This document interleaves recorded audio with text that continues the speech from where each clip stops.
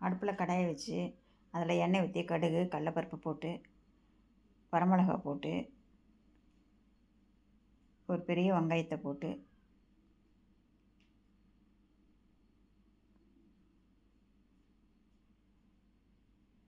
கருவேப்பிலை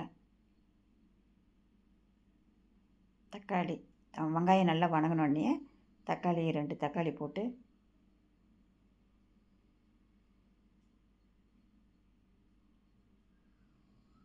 நல்லா வணக்கி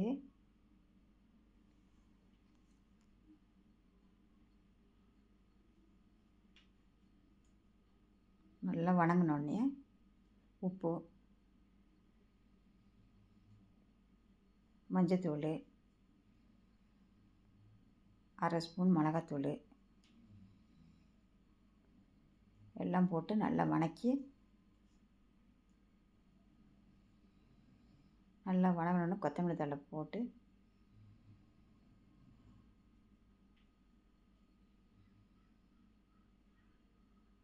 நல்லா வணங்கினோடனே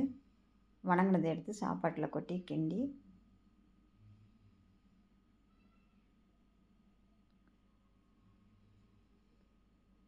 முடித்தா தாளித்த சாப்பாடு ரெடி.